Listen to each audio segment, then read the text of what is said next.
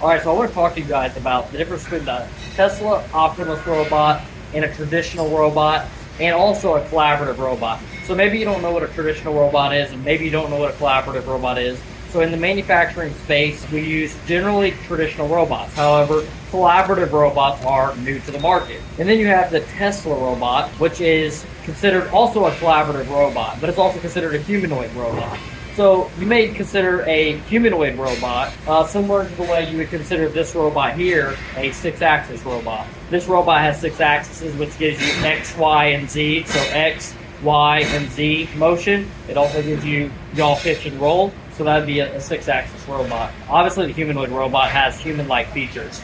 So one of the main advantages to a traditional style robot like this is its cycle time, its durability, its ability to lift heavy payloads. Now these robots here are not rated for a super heavy payload. This robot here is probably a 35 kg payload robot, so it's a smaller one. But they make them going all the way up to 165 kg, 200 kg, and much higher than that as well. So these are some smaller robots that are on the market. However, the cycle time is extremely quick.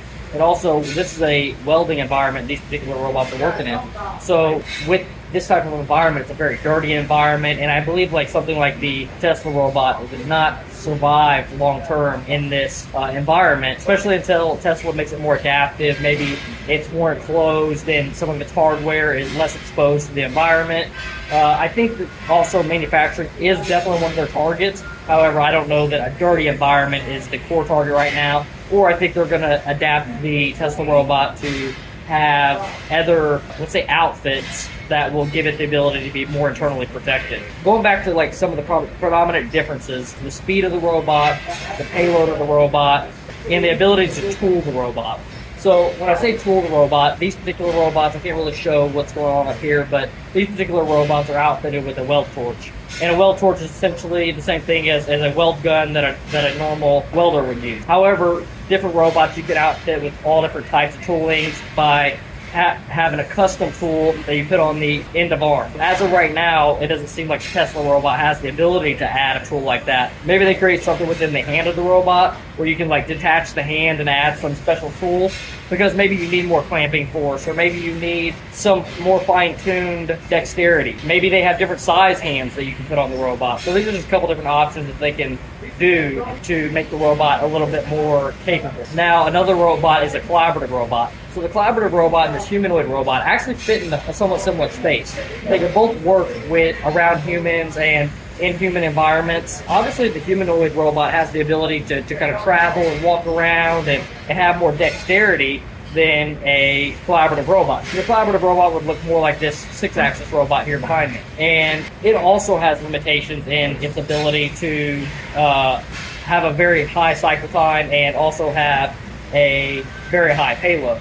Now, I still think the collaborative robot has the potential to have a quicker cycle time than the humanoid robot at this particular time, especially with the way that Tesla is going about it, because Tesla is doing an AI approach. And when I say AI approach, it means they are observing the environment with their AI.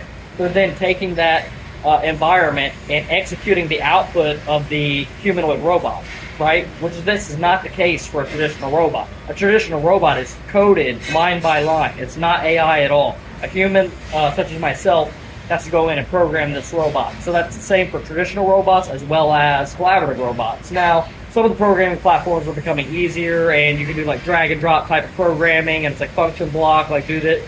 You know, the code's still like do this, do this, do this, do this, a very linear style code, but it's nowhere near like AI, where it's just like, just go, just learn your environment. Let me show you how to do something and I'll learn it over some time. So I think also once they have some advancements in the AI side of things, that the robot's going to be extremely powerful, and I think it's going to have a ton of implications in the manufacturing environment. Hopefully one day there's some way that we're implementing some of these Tesla robots. Maybe we're adding toolings to them.